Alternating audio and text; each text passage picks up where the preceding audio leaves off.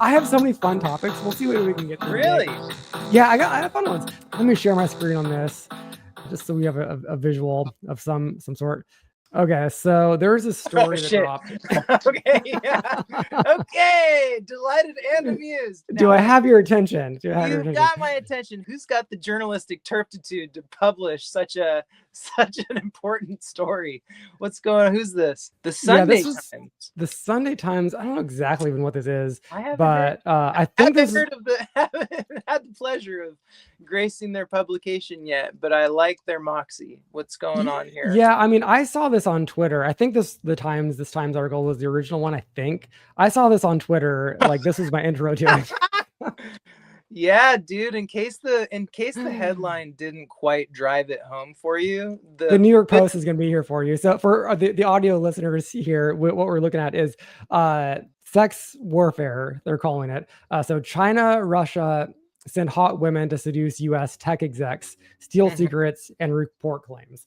Okay, so like, story is old at the time, right? Like, this is like James Bond shit. Like, novels and movies have been written about this forever, but like, kind of what's entertaining about this is just how obvious it is. If you live in Silicon Valley or San Francisco, there is a stereotype that is true that like every nerdy white guy CEO has an Asian girlfriend. That's what's just kind of like hits you as amusing about this. Like, let's just say whether or not this is not true, it's so easy to imagine it being true just by the visuals of walking down the street in San Francisco. That's you know, just so like obvious to me. What do you think about that? This one to me is like, you know how like some states have like mutual combat laws where they're like, hey, if it's two grown men fighting each other, it is what it is, man. You know, unless somebody dies or gets really badly hurt, like nobody's going to jail on this. I feel like this has got to fall in that zone where as a society, we just admit that this is like mutual combat. Like if you're like a female spy from another country and you seduce like a guy that's so horny, he can't say no. I'm like, this is the ancient game, dude. You're like, this is the most ancient game.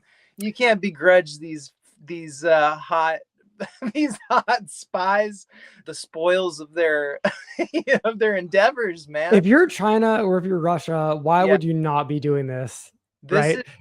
Unless these, okay, but here's I'll take the high ground here.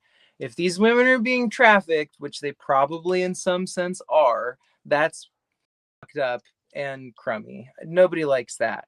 If they're consenting to be cool sex spies that are like doing cool shit in the world and like, I don't know, fucking tech execs and thinking it's awesome, then, you know, but I feel like that could be maybe a cinema, you know, a filmatized version. I wonder, you know, it's probably, the reality is it's probably a little darker than that for these ladies, which is. Did you ever see the movie Red Sparrow? Did you ever see that? Surely. The Jennifer Lawrence film. Yeah. I actually couldn't make it through it. I made it about 10 minutes in. For some reason, just like the way it was filmed, it bugged me. But I think that was the premise of that film. So like, this is just like so great for like she's movies. A sex spy. Yeah, exactly. Let them have their so secrets. Good. If a guy let this be my proclamation on this phenomena. If a guy is so horny that he's willing to spill his fucking IP for it, then like, yeah, she gets that one from you, dog. You know, like, that was a character flaw that got exploited, my friend. So up on the screen we have Larry Ellison, who apparently this is his wife, some Asian woman. I'm not going to fact check all these things. You know, we're just kind of having fun with this topic here today. But so like Larry Ellison, one of the richest dudes in the world, could be married to anybody, and just the chance that is now like in people's minds that he's married to a Chinese spy. Like, what does that do for like, you know, his psyche and his like personal life or what? Such like bad PR for him as a human being. Also that, you know, there's many others that are highlighted in this, like on these threads. Yeah. So yeah, I genuinely wonder what it's doing for these guys. Like, their personal lives, you know. Oh, it would be, here's the real take, right? I've had my fun. I've had my little romp through the pig pen. And I'm all messy. Here's Trump. It is what it is. Yeah. But the real talk is like, fuck these guys, like these poor ladies. If they're not spies, that is so dastardly. That's so dastardly to cast these poor like women as like, these spies. Like what? That's gonna like ruin your fucking life, man. Like the billionaire, he's got $1 billion, dude. The wife, she's just the wife, man. I mean, not always, but you know what I mean. Like if that would be a shame. Although, thank goodness, New York Post and the Sunday Times, not not where most folks are getting their news, I think, but a fun story nonetheless. And if there is some kind of cool La Femme Nikita, Asian sex spy ring, and they're having a good time doing it, I'm all for it, Pete. Steal those fucking trade secrets, man. Fuck these. There was some actual reporting there. I didn't read the full articles, but there was some reporting where apparently some of this was like kind of documented. So, and I think they kind of name names. So we'll kind of see where that leads. I think that's an interesting story to follow, perhaps. So like along with that, here's just like my fun story that I want to parallel that with, and we don't have to linger on this for too long because I know that we could.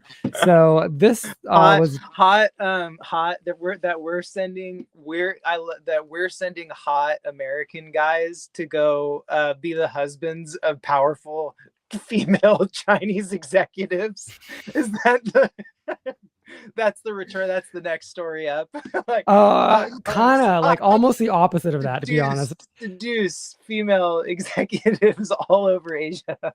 that would be the next it's the opposite of that, unfortunately. Okay. So Harper's dropped this essay this week about the Goon Squad. I think the article is just titled "The Goon Squad." Peter, you're a dirty little dog today. Look at you, man. You've been playing in the mud. some of these stories, like, they've overtaken my feed. I know that I pulled these up because I know that you'd have some commentary. So and I do want to keep it light today. It's about me. Oh, nice pivot. That was a good deflect. Yeah, go ahead.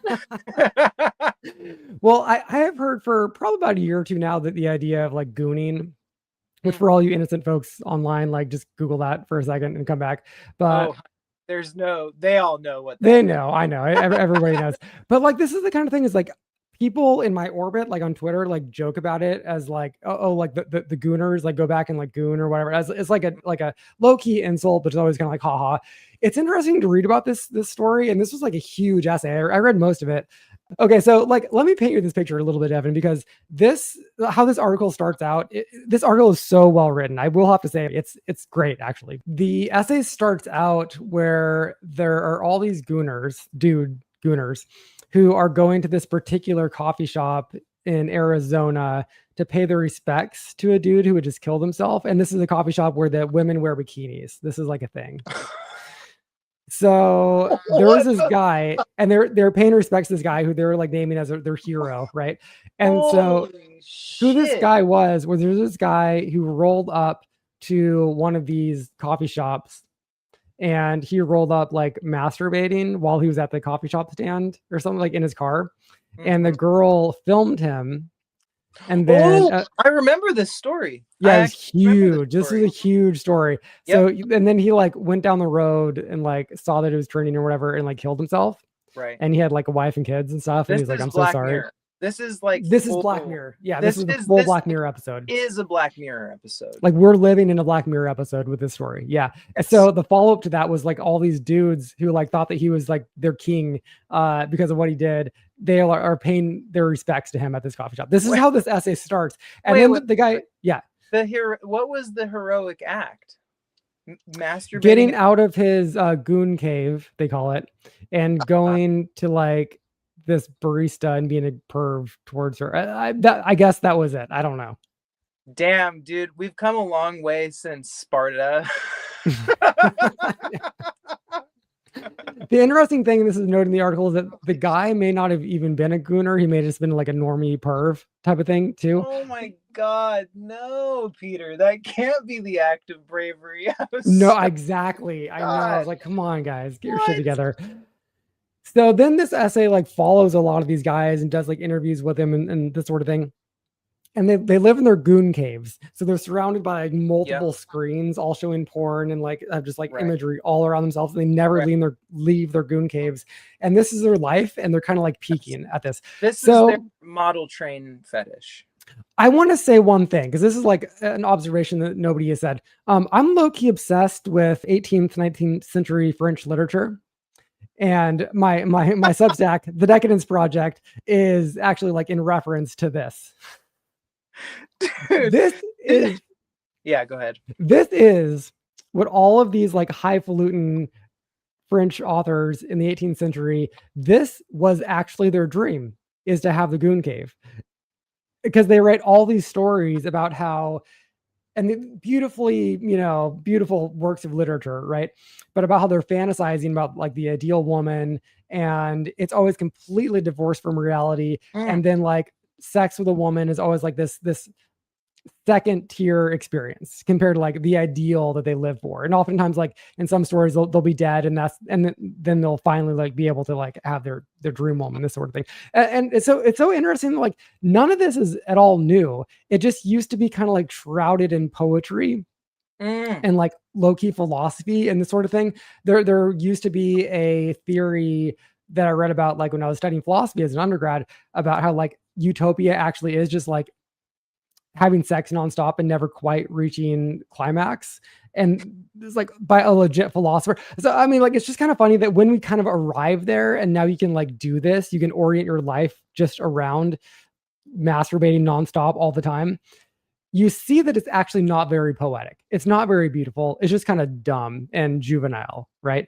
And so it kind of makes me reflect on two things. One, like the state of the world today, but two, the state of people's imaginations in the 18th century, Mm. et cetera, when they were writing this beautiful literature, and like maybe their fantasy was just juvenile and dumb. And that's maybe something interesting to think about. Oh, I really love that. I feel like you just like wrote an entire essay in like a couple paragraphs, because I do love. I mean, I because got to write that down. I think objectively you're 100% right. I mean, not objectively, but I mean from here, it is. Yeah, it is always kind of weird and juvenile to have this platonic idea of a woman. You like, I think you get that. I think you get that. I think a lot of the country gets that. I think a lot of people are just more rooted and pitted in like the actual experience of here-ness and of appreciation for the thing that's in front of you, and not this like bizarre, yeah, like hedonistic platonic idea of like the sexualized woman, and how divorced from reality that is, unless you're interacting with somebody that's either performing or deeply traumatized, and it's like, well, you don't really want to require that from anybody that you're relating to in a personal way. You'd like it to be more fulsome and more kind of, I don't know, man, just more charitable, going both ways than that. And there is this culture right now where like we're, and man, it brings me to one of the bigger points that I've thought about a lot over the last couple of months of not being able to talk to you on the pod, which is that like I think that there's a right wing movement in this country around a set of reasonable values that isn't. It's unfortunately that there's two parties, and so it gets packaged in with a lot of other bullshit. But Mm. there is like this righteous indignation that I've been hearing a lot from the right, because I do my best to actually consume right-wing news sources, not just like right-wing perspectives from left-wing news sources. And I feel You're like such a there's saint, Devin. I mean, I'm trying to read the news for a living someday. I actually have this bizarre idea of giving people some kind of unbiased perspective through my personal. Dude, AI's got you covered. Don't worry. Don't I know, stress. right? Don't I sweat. know. We're never gonna need. We'll be obsolete in a couple weeks, dude. Yeah. But this righteous indignation that the right wing seems to have over like depravity, and then Yeah. I can actually Dude. get on board with it, because they're going, well, hold on a second, man. Like, apart from everything else, if I give my fucking 13-year-old son this cell phone, which he's begging Mm. for, which he actually needs to be functionally a part of his social cohort, which is important to his growth process as a human animal, right? He's then going to have access to pornography, and to like the most violent, insane pornography that humans have ever devised, especially in the age of AI and stuff, like anything. And you know, we've stopped shaming overly sexualized clothing in society, which obviously is creating some breathing room for women, but is also creating a bit of a debacle for all of us, I think, where in my humble opinion, the overall sexualization of the public is like at an all-time high in my personal life. You know, like I've never seen this much kind of sexualized clothing out in the world.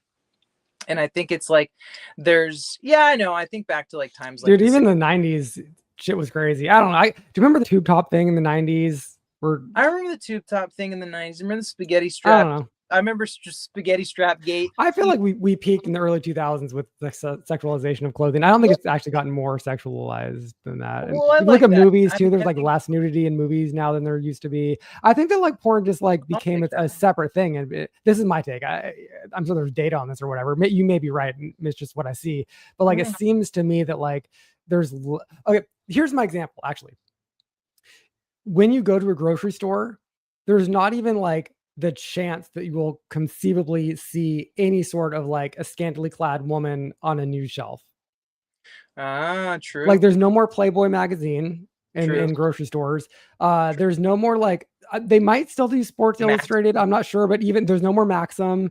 Right. And like, yeah, and they're gone. It's as if there's no such thing as porn anymore if you're walking around in the world. Whereas like if you go online, it's everywhere. It's the opposite of that. So like in my world, and I've had this as like a thought in my brain for years now, that like the real world is sanitized, but the online world is just like a veil that's like right behind that veil is all just like porn.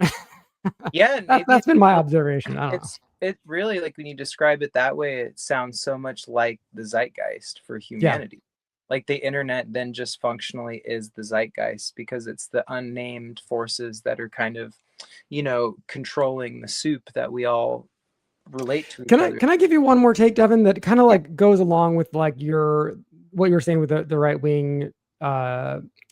Let me put a pin. You have okay. Just to say that I in a time where everything is so divisive, you have to challenge yourself to try to understand why the perspective of the other side could be salient to them, even if you don't agree with it on even on principle, right? Like you can't even understand it philosophically. You do have a responsibility to try to understand at least how someone could relate to that perspective.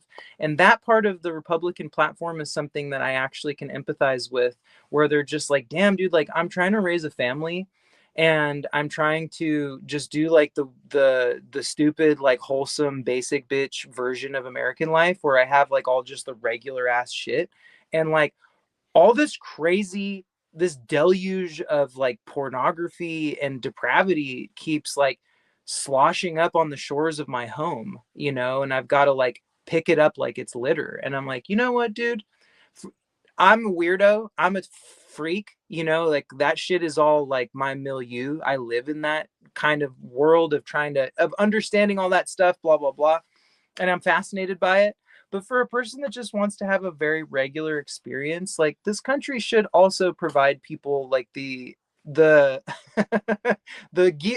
second gear version of American life. Not everybody needs to be high octane, you know, a futurist about the way that they're living their life. You know, there should be some insulation and protection for people.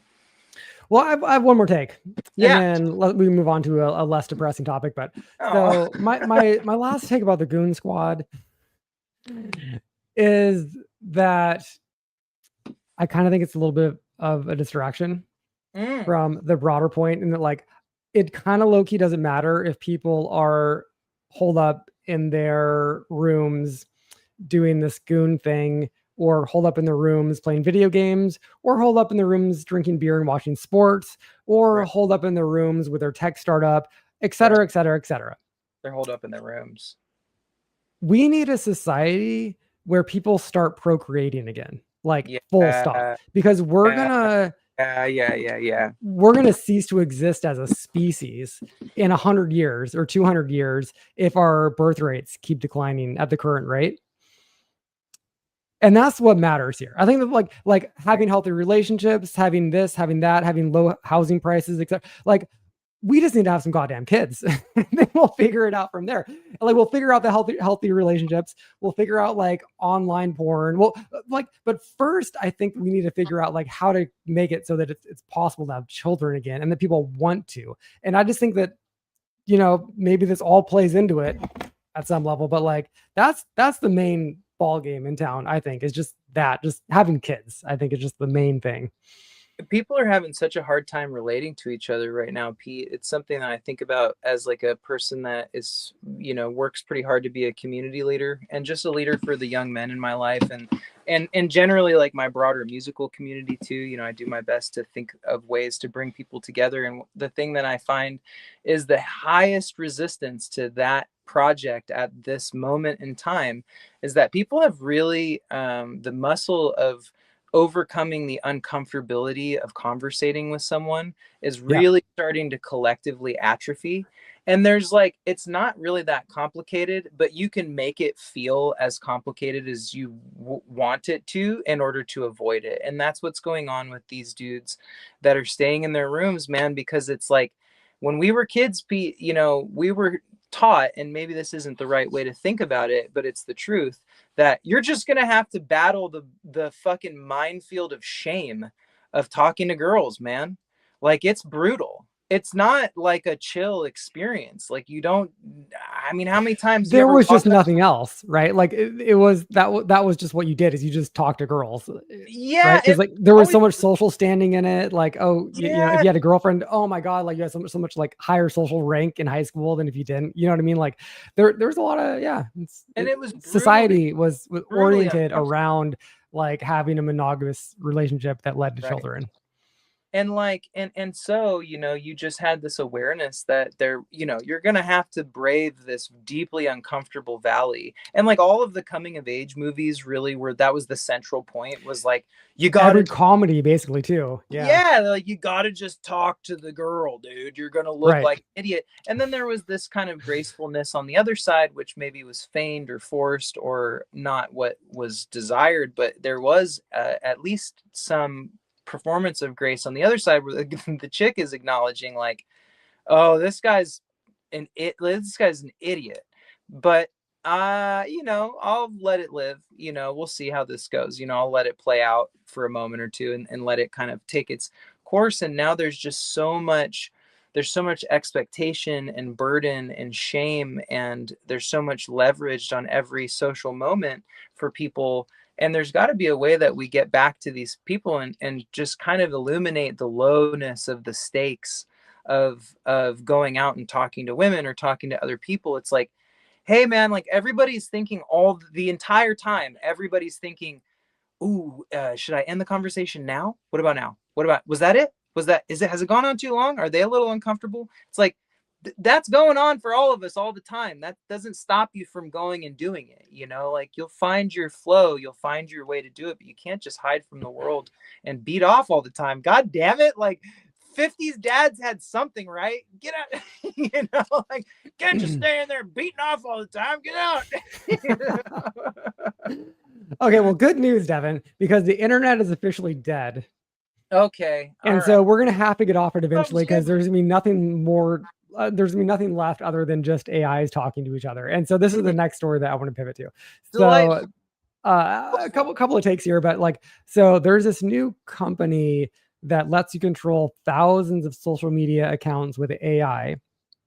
I think this costs like couple $1,000 or something to do, maybe not that much, but it's like it's not free. So it's not gonna like flood the internet immediately, but this is apparently a thing now. And this is just like another story of the dead internet phenomenon. And I'm sure you know about this, the idea that there are more bots online than there are people. Right. So there's one more thing I wanted to pull up here if I can find it. Here we go. Okay, so this just happened this week along with this like new company thing, and I'm sure multiple more companies that let you just like control bots online. This happened where AI content, which is this red line here on this bar that I'm showing, it now exceeds the amount of human generated content online. So we live in this world where social media is going to be overtaken by AI bots, already is, obviously. Right. and and also all like the content that is the baseline for why we go online in general. Now it's all going to be made by AI as well. So basically, every time you as an individual human being goes online, you're going to be interacting with nothing but AI slop. Sure. Whether I've you're on social noticed. media or on like any given like content related website. So this is Yeah, I've well, noticed. this is already here. Like this is here, and this is like where the internet dies. Which I think is fine, man. We go through these cyclical iterations of the marketplace for human attention. And Yeah. every time the marketplace or the venue changes, everybody thinks that it's going to be the end of this or the end of that. And it's like, well, as long as attention is the thing that's being traded as the primary commodity in human experience, which arguably kind of undergirds all commerce between humans, is some kind of attention based phenomena, like it's just going to keep switching venues as they're going to become obsolete. And there's going to be a whole, like when AR, I mean, I'm talking about fucking AR contact lenses for like 10 years now, dude. I'm like, Mhm. let's go, come on, like get it together, man. Like this is such an obvious endpoint for this technology, or beginning point for like an entirely different marketplace of human attention. And I think it's going to be like the PlayStation model, where it's like each new system that comes online has to generate its own set of titles and apps. And we've been locked into these phones for a while because the market forces really are resistant to driving us to a different mode of consumption. But that's not more than 10 years away. I mean, our kids are not going to be looking at phones. Like Yeah. Oh, that's going dude, to be I totally agree. bizarre. It's And already bizarre. I think that there are going to be walled communities online. Yeah. Substack tries to be this already, Yeah. where it's Yes. just like people police each other on if they're using AI slop. And so Right. like it's like anathema to use any sort of AI on Substack, at least the little cohort that I follow on there. And like even just like I'm totally like pro, using AI art as a tool for like, but just using it for, pulling up AI and then using that as a profile image or whatever. Like it's super bad. Like nobody likes it and it's shamed out of existence. And if you catch someone writing AI slop on Substack, like you shame them, right? That's just like the culture there. And I think that there are going to be communities like that exist online. But I mean, in terms of like the big platforms, like Twitter's done. You know what I mean? Like Yeah. all the micro blogging sites, AI can just game that shit too efficiently. And I don't know, it gets tired. And a lot of young people aren't even on the micro blogging sites. Like it's kind of like a millennial phenomenon anyway. So even without like this dead internet theory thing, 20 years from now, the younger generations, if they don't catch on to microblogging, it's just gonna be a dinosaur anyway, right? Yeah.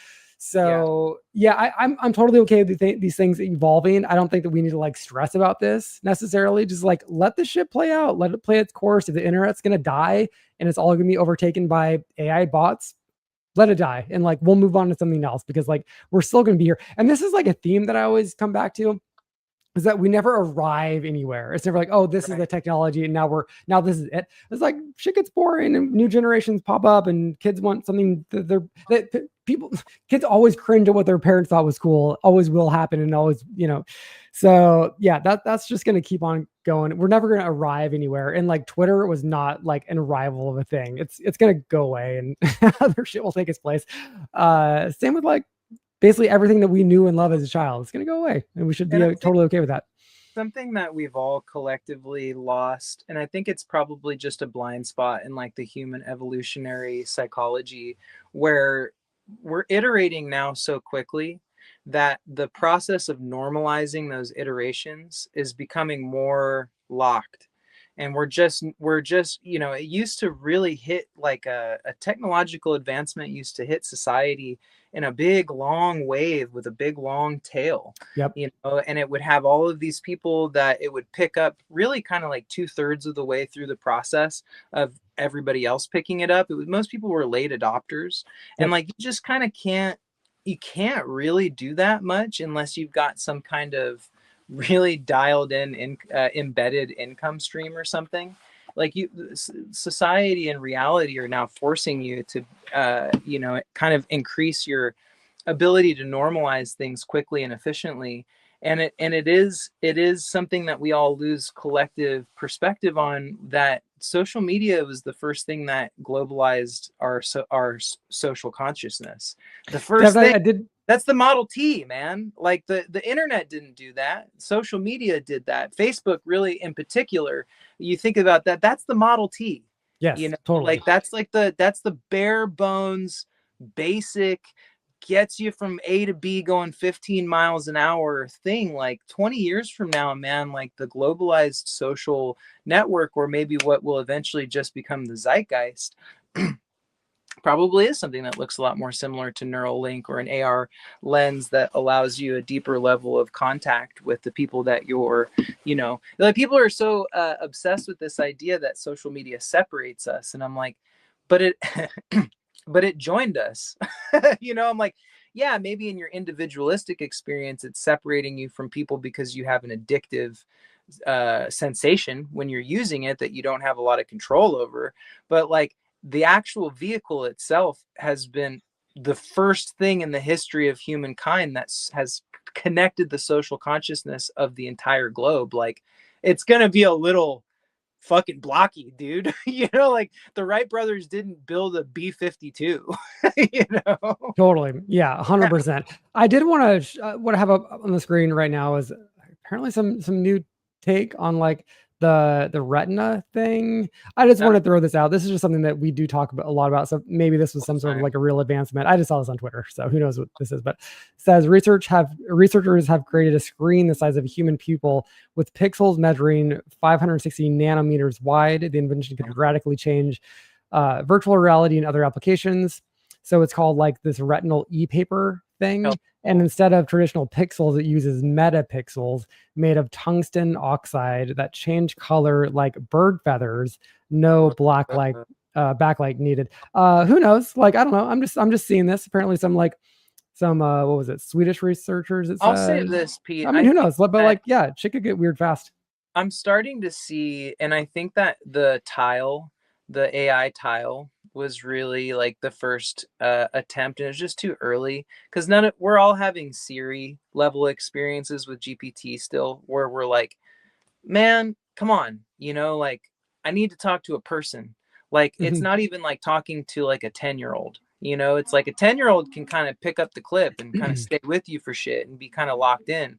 And it's like we're all still having these really blocky experiences with technology, and it's got to smoothen out for it to be like this whole symbiote kind of concept of technology. Everybody's got this Batman version of it where it's going to be like cybernetic limbs and stuff. And it's like, dude, that's not going to be a thing it'll take several. We need, Devin? We totally need? We need a couple more like Steve Jobses out there. People who just like really get what it's like. And maybe it's just like all the art tech CEOs need to do more acid trips like he did or something, right? Because he got it. Like he got what it was like to have technology marry how we live and not like have to change how we live around technology. Like he got that so well.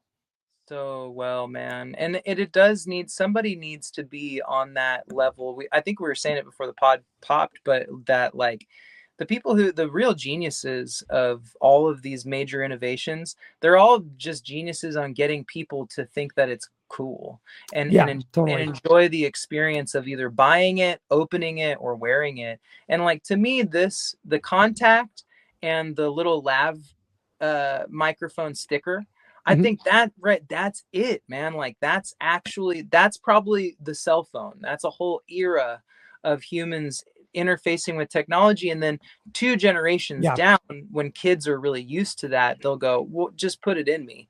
But like you Yeah. and me, you and me, our kids and stuff, like a contact lens and a little lav mic sticker, Mhm. that fucking technology exists right now, dude. That's really all I think that's all, and a GPT that's conversationally adept. I mean, we'll be living in a fucking Devin, you're forgetting one thing. This is my last topic. I got about 5 minutes, and I gotta jump. But like, I want to hit this last topic real quick. The humanoid robots. I keep seeing this everywhere. This dude saying everybody's gonna have a humanoid robot best friend, lover. I wanted to actually share this. Let's see. I think this is the one I wanted to share.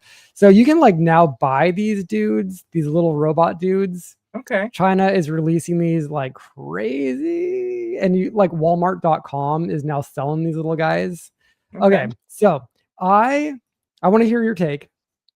I am still bearish on this technology, in that like I think that these humanoid robots are going to be very useful in factories and for like job places. There already are like obviously a lot of use cases for this, maybe like old folks' homes, this sort of thing. But like as a thing that you just keep around your house, I don't see the use. I don't see like it's going to be a gimmick. Like people who develop technology, speaking to people who aren't Steve Jobs, they love coming up with gimmicks.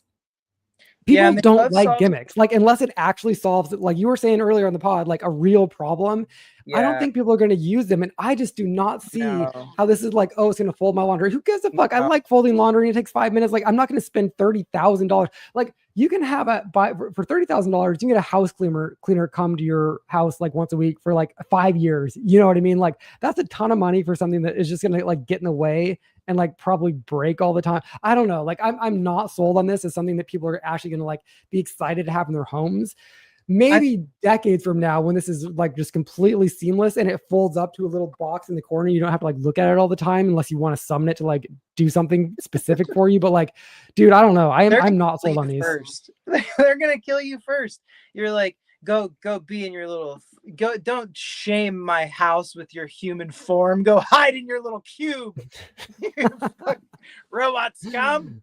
Well, what do you think? Like real talk. Like, do you think that this is like? Would you personally have? Would you spend, let's say, $10,000 to have one of these things like in your house? Like, look, man. Anybody that's uneducated enough to be propagandized by the idea of this is going to be naturally suspicious of it. So, first of all, if I can't sell a waffle on a stick in Montana because it's too conceptually difficult for people to understand, I think a humanoid robot for anybody in the middle of the country is going to be a cold fuck no today. And then I think that honestly, for folks who are educated enough about technology that understand the security implications of a device like that, another great point. Yep. It's not even really so much that like you think it's gonna go iRobot on you, although it could. It's that we don't have encryption protocols that are unhackable yet. There was this vision of unhackability that was sold to us maybe 5 or 10 years ago, where we were all given this beautiful idea that the blockchain was going to create, you know, basically unhackable systems, and the blockchain was going to be used to kind of fortify all these different security protocols, which maybe it is behind closed doors. To me, it seems like everybody's still getting hacked all the time, and that it's just recently that, you know, these EVs are getting hacked, and that they're fucking you know, in the Internet of Things. And I think anything that's in the Internet of Things, like I'll give you an example. I have these little you know, you put like your coffee machine on a timer and I'm like, let me get a digital one, but it's an app, and that app is a Chinese app. And every time I fucking open that app, I think, bro, they know, you know, some diplomat. That's like your Obama voice. Some diplomat is smoking a pack of cigarettes, and my electricity usage here in Emeryville is pinging some fucking square on his Microsoft Excel sheet, you know, for some reason. You know what I mean? I think like the permeability of our data systems right now is too high to trust something like that. Okay, well, I like I just want to just come running out of time. I'm going to stop you a little bit. Like, I do think we're already surrounded by things that listen in to us and hear us. So like, even though there are security concerns with this, like it's just one more layer of a security concern. So like, to me, that wouldn't be, but let's just say hypothetically, they solve every problem with this thing, right? Like security wise.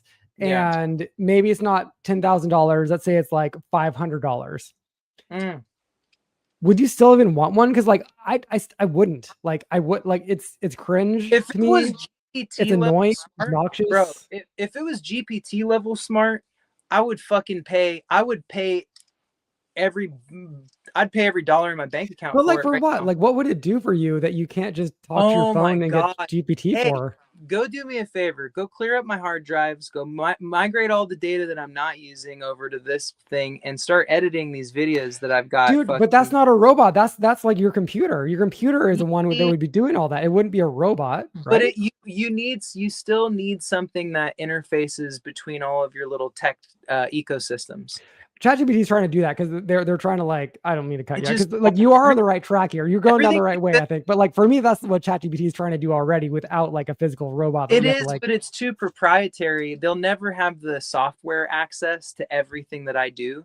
well, that's true. That's totally true. Yeah. GPT will never be able to like access like Adobe Premiere, or it probably will, but It will actually. Yeah. but Have you it'll seen what, cost, like, it but has it'll cost Canva now? It has like it'll cost somebody $20 billion. You know what I mean? But a little robot that can go and use my keyboard and just do shit for me, and like, hey, dude, go put a pot of water on. I'm trying to make some pasta. You know, something that could cook for you, brother. Are you kidding me? Something that could take all of the inefficient little bullshit time, and like, not the thing you'd think of it as like Michelangelo. How many assistants did Michelangelo have? How many assistants did Warhol have? You know, it's like, it's not like it takes the joy out of the act of creation for you. Like, you can fold the laundry, but maybe it fucking separates it for you, so you don't have to do the shitty part. It's like it does So all the I am shit. you are actually selling me, Devin, and I'm kind of with you, but like my problem is that Yeah. like the thing you're talking about still might be 20 years out. Like that's not what we have available today, right? The You know what I dental mean? model. I don't want to be on the dental model. Let's think of two models real quick before you go. So if it's the dentistry model, what's the thing that goes shockingly fast? What's the thing that every time you look twice at it, it's like 5 times more advanced than the last time you checked on it? Is there anything even like that, or is everything just so bureaucratic and incremental in this fucking world? Well, I had one more thought about the robot while you ponder that, which is like this. Yeah. So this one is being marketed as like a toy for children. Mm-mm. Whoever like did this doesn't have a child, because a child is like, the more expensive of a toy it is, the less interesting it is after like 5 minutes. Like this would be fun for 5 minutes, and then your kid is going to be bored with it and move on to the next thing. Like I have to tell my daughter's grandparents not to get us expensive toys because of the most boring ones. The cool things are like card games and like board games. Like you should see how many hours of enjoyment we've gotten out of like Candyland, the little $5 board game. You know what I mean? Like kids don't like expensive toys, and this is just an expensive gimmicky toy that's going to just like collect dust. I don't know. It's just not here yet.